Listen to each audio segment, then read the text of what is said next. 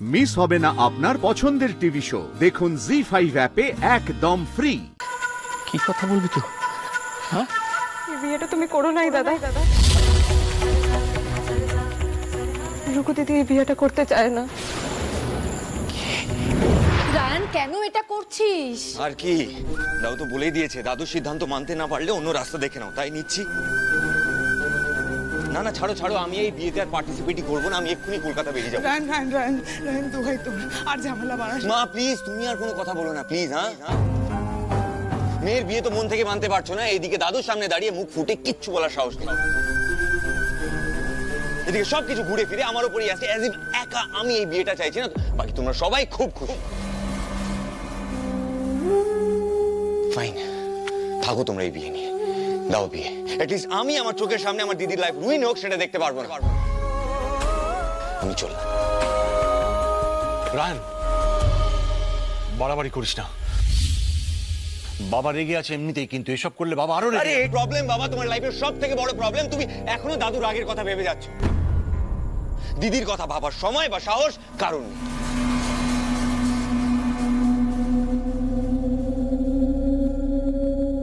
না না, I can't take this, I can't. তুই কোথাও যাবি না। তুই আমার জন্য অনেক করেছিস ভাই। তুই এত বড় রিস্ক নিয়ে আমাকে এই বাড়ি ছেড়ে পালিয়ে যাওয়ার ব্যবস্থা করে দিয়েছিস। হ্যাঁ, আমি ভয় পেলেও মেনে তো দিয়েছিলাম, কিন্তু বারবার এত বাধা দেখে আমার কি মনে হচ্ছে বলতো? আমার মনে হচ্ছে এই বিয়েটাই আমার ভাগ্যে লেখা আছে। এই বিয়েটা মেনে নেওয়া ছাড়া আমার আর কোনো উপায় নেই রায়ান। দিদি তুই, তোকে আমার মাথার দেখবি রায়ান, তুই কোথাও যাবি না।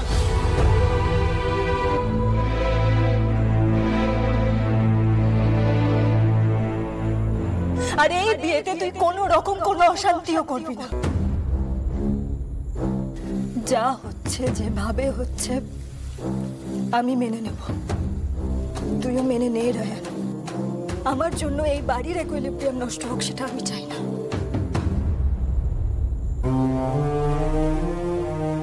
তুইও আমাকে সেই দোষের ভাগিদার করিস না ভাই। দিদি আমার রিকোয়েস্টে রাখ রায়ান।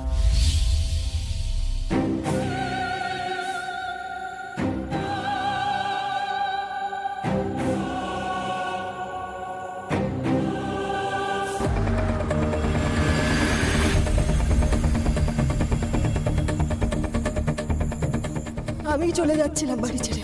কেন যাচ্ছিলে? কারণ এই বিয়েটা আমি করতে চাই না দাদু।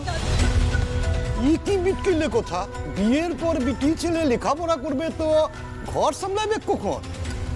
ঘরের কাজটা তো আমি এখানেও করি মা বাবু। দিবেন তো আপনারা আমাকে পড়তে? বাঁচতে চাই দাদু, আমি আমার মতো করে বাঁচতে চাই, আমি পড়তে চাই। রুকু দিদি যে এই বিয়েটা করতে চায় না, কিন্তু দাদাকে তো এই কথাটা জানাতেই হবে।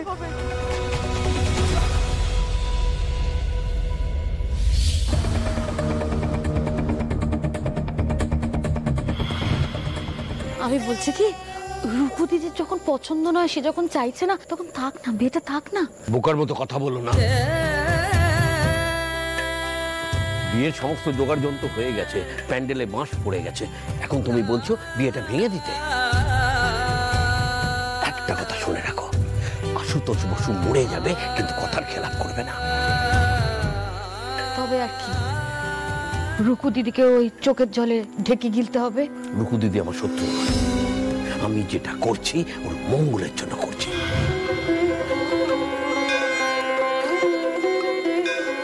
এই তোমাকে বলে কি লাভ বলো তো দেখি? হ্যাঁ, তুমি তো সেটাই করবে যেটা তুমি মনে করবে। আচ্ছা, এই সংসারে কোনোদিন তুমি কারোর কোনো কথা শুনেছো? তোমার আদেশ, তোমার কথাই শেষ কথা, তারপরে আর কিচ্ছু হতে পারে না, কিচ্ছু থাকতে পারে না। মাঝখান থেকে ছেলে মেয়ে নাতি নাতনি সকলের চোখের জল আমাকে সইতে হয়। আমার আর ভালো লাগে না। ওদের চোখের জল দেখতে আমারও ভালো লাগে না সুরমা। আমি তো কসাই নই, কিন্তু কি করব বলো, এই পরিবারের ভালোর জন্য আমাকে এইসব সিদ্ধান্ত নিতেই হয়। কারণ যৌথ পরিবার ভেঙে যেতে আমি দেখেছি, আমি তার ভুক্তভোগী। তাই এই পরিবারটাকে বাঁচানোর জন্য যত কঠিন সিদ্ধান্তই হোক আমি নেব।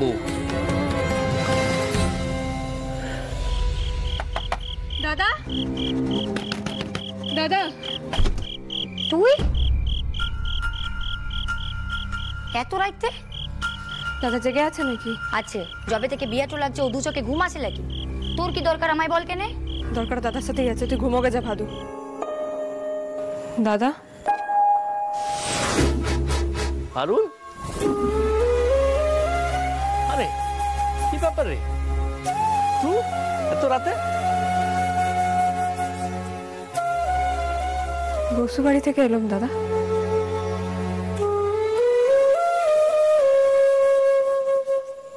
বসু বাড়ি থেকে? তাও আবার এত রাতে? হে ঠাকুর, এই মানুষটাকে সত্যি কথাটা বলি কি করে আমি? তুই এসব কথা ছাড়, তুই আমাকে ঠিক করে বল দেখি, তুই এত রাতে যেখানে এলি কি কারণে এলি?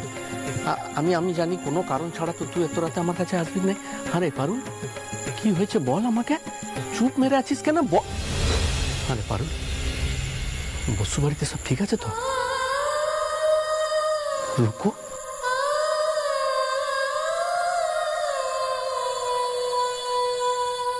হে পারুল, পারুল, তুই কাঁদছিস কেন রে? রুকু কি হয়েছে?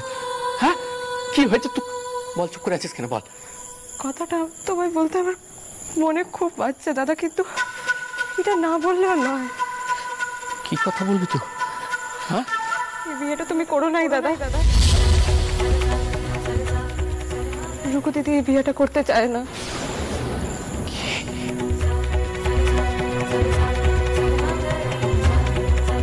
হ্যাঁ দাদা, এই বিয়েটা ওর মতের বিরুদ্ধে হচ্ছে।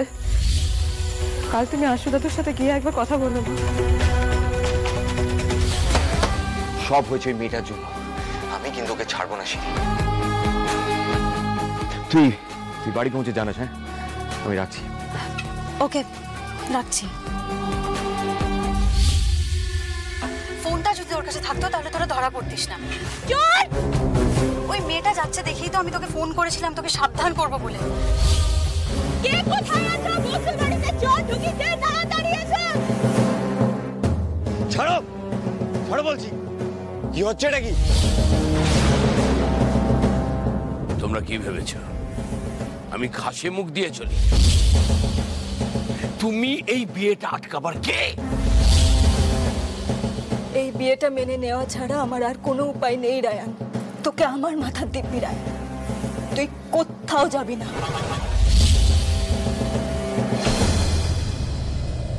শোনো রায়, আমার সিদ্ধান্ত বোঝার ক্ষমতা বা বুদ্ধি কোনোটাই এখন তোমার হয়নি। জি5 ডাউনলোড করুন আর সব এপিসোড দেখুন একদম ফ্রি।